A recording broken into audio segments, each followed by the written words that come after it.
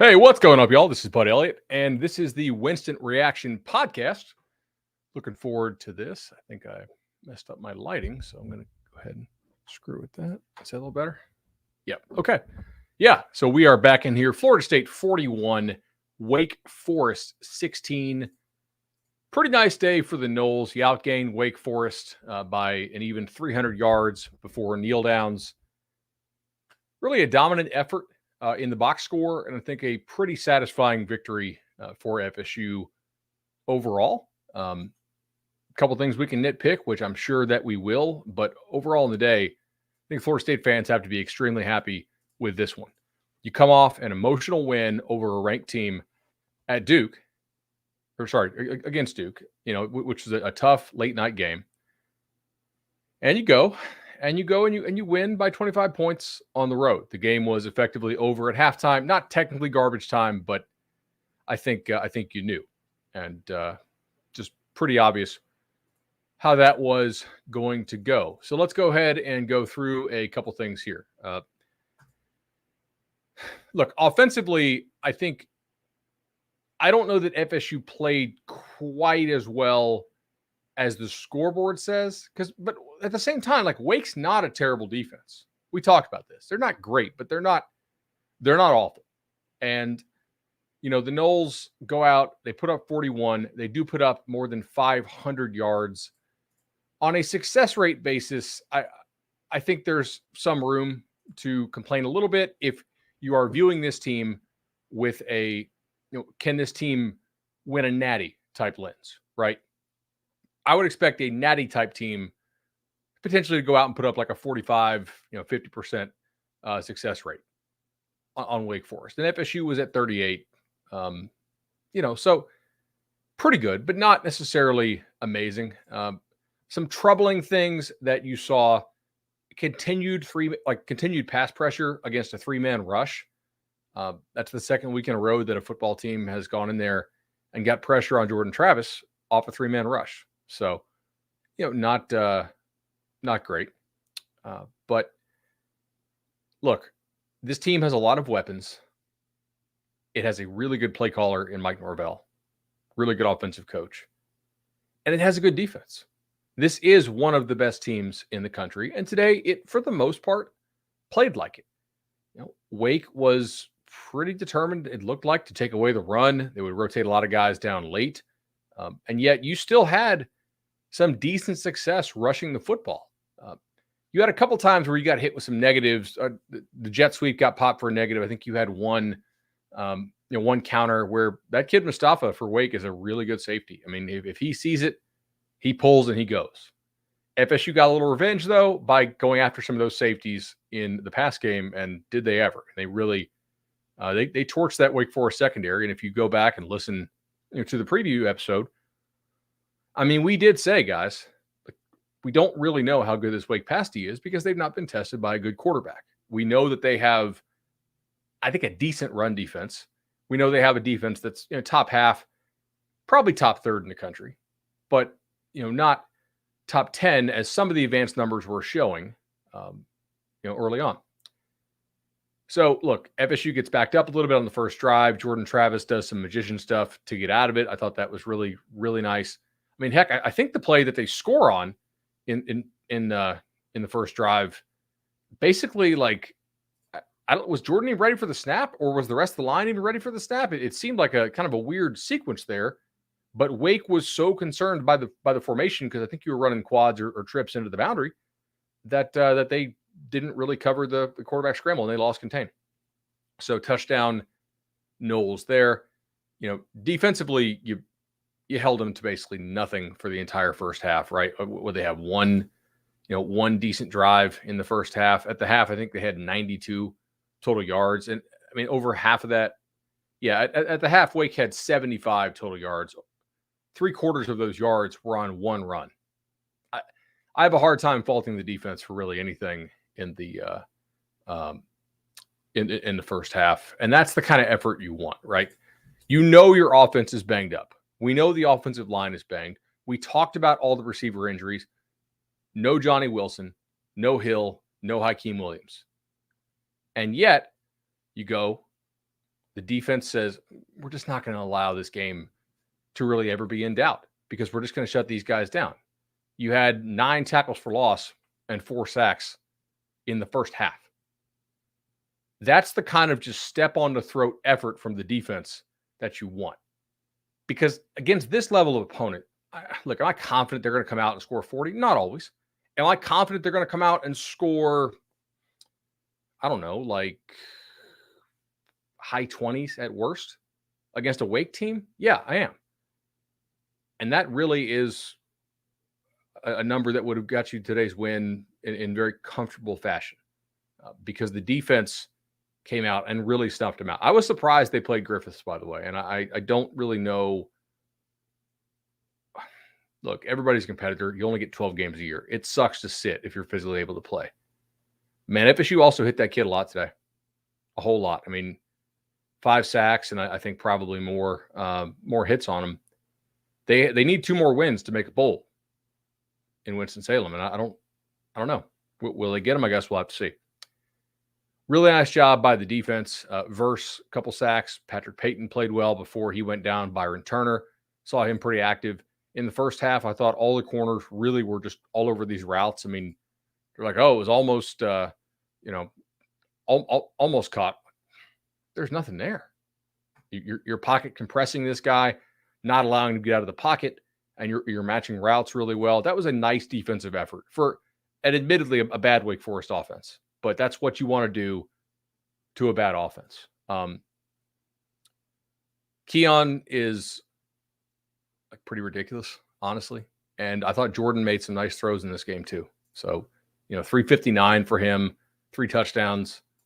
You had to know that Mike Norvell, he and Atkins just had to be celebrating almost as soon as the ball was snapped on that screen pass with how Wake matched your motion and what it looked like you were going to be able to get there was, I mean, I didn't know the play was coming, but like obviously they did, and Wake did not.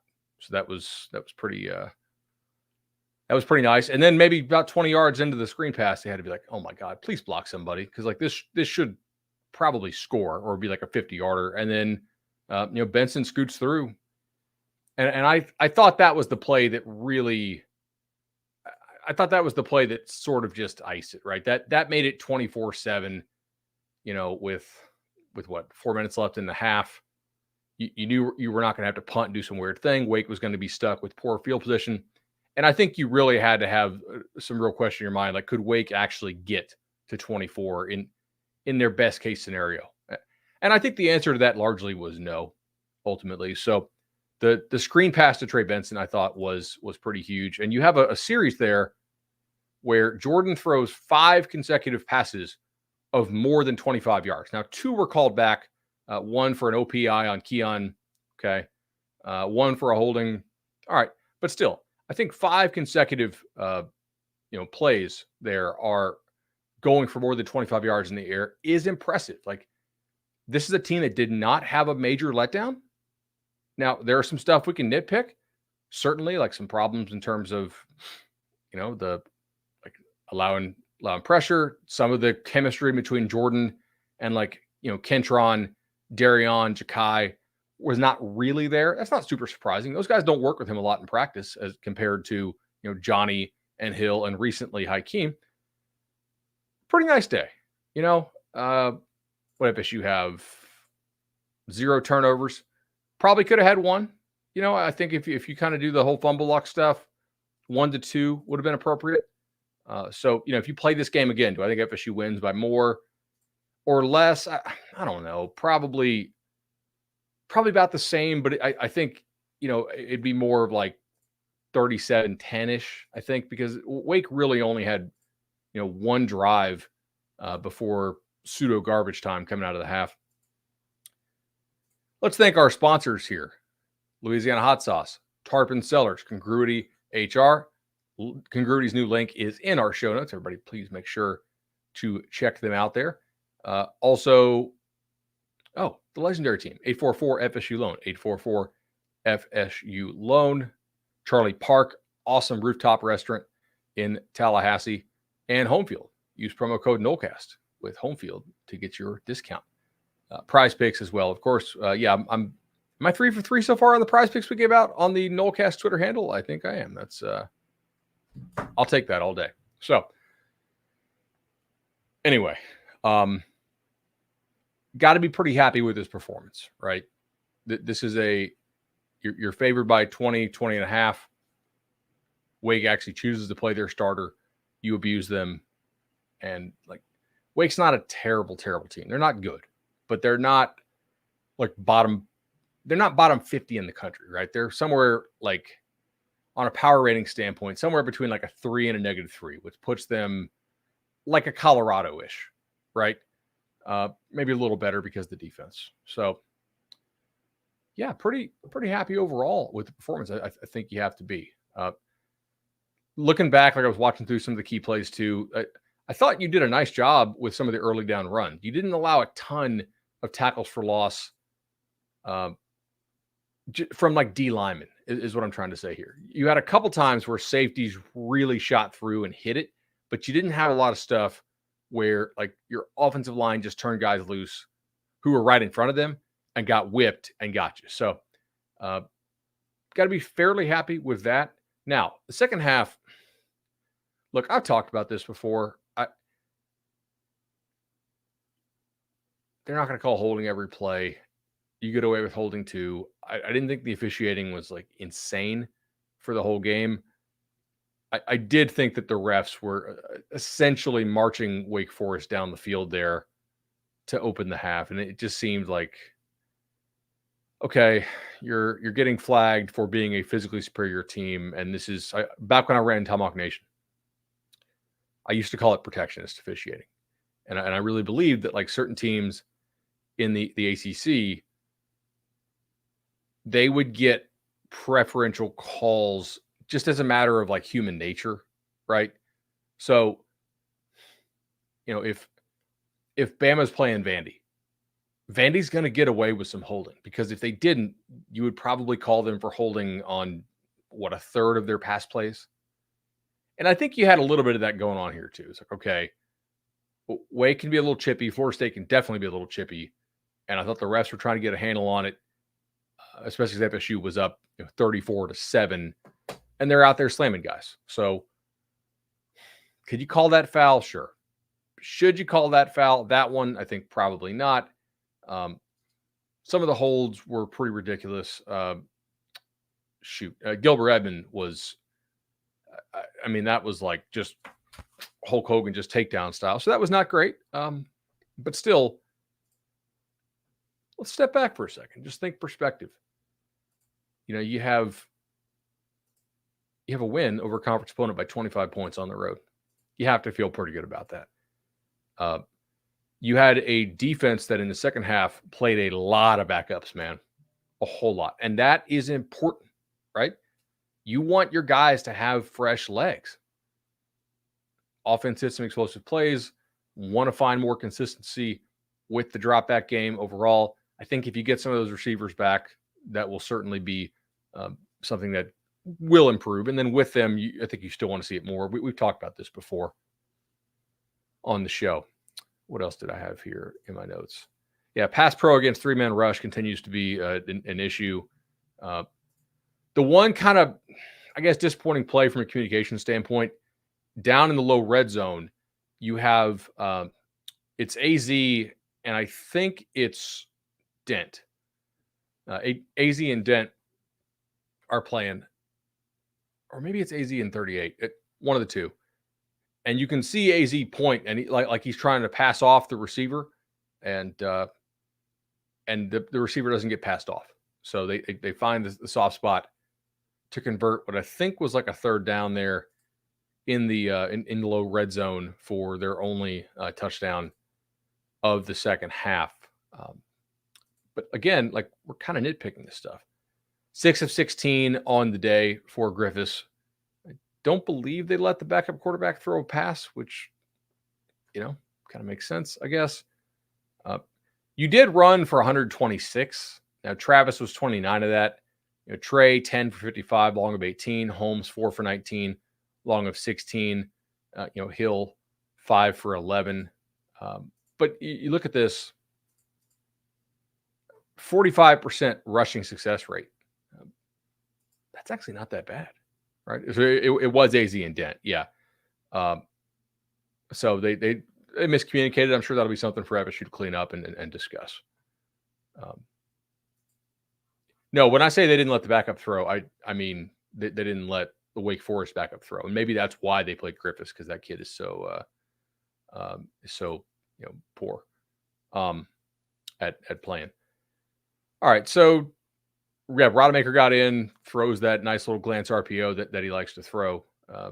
Yeah, I guess the backup quarterback was sacked, but he didn't actually get a pass off. That's probably pretty indicative. 10 tackles for loss on the day, 5 sacks. I mean, success rate was extremely good for you on the day. I mean, 26% success rate holding them to is fantastic. Now, big plays. I mean, you had one play allowed that went for more than 20 yards. You had 2 20s, a 19, and a 16. The 51-yarder was really kind of the thing. I mean, a quarter of Wake's production on the day came on that 51-yard run, basically. So, I mean, punting overall was good. You had the one kind of iffy punt. You'd like to see Fitzgerald not miss that one down there, but overall in the day, fine. And Norvell and staff clearly trust him. And yeah, I think you have to be pretty happy with a win like this. It's another win. You are now one game away from clinching a spot in the ACC championship game. You have not been there in a long time. That was the main thing that we said we wanted to see this year as like the main first goal. You need to win enough games to get to the ACC title game. Next goal is to win the ACC title game. Next goal is to try to get to the college ball playoff. And if you get there, like they say in the movie Major League, you might as just well win the whole damn thing, right? Pretty solid day overall. No fourth downs attempted. I did get a pretty interesting email question on the fourth downs, which we will discuss on the Monday show. Probably going to do the show Monday, not Tuesday, because of the what you call it? Oh, it's Halloween on Tuesday, so there's 0% chance I'm going to be able to do a show on Tuesday evening. Yeah, 210 yards allowed, 508 for. Take out the 2 kneel downs, so like 511 to 210. That's a dominant effort. Wasn't always pretty down to down, but you didn't have a lot of super ugly, and you had a lot of really nice little Saturday. Hope everybody who hit Snuggy Hill enjoyed it. I know my parents did. And I will see you guys back again here on Monday, I think. What's the Halloween costume looking like?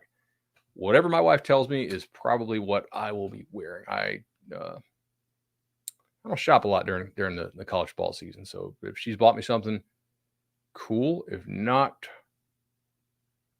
I grow the beard out a little more. She thinks I look like Hank Williams Jr.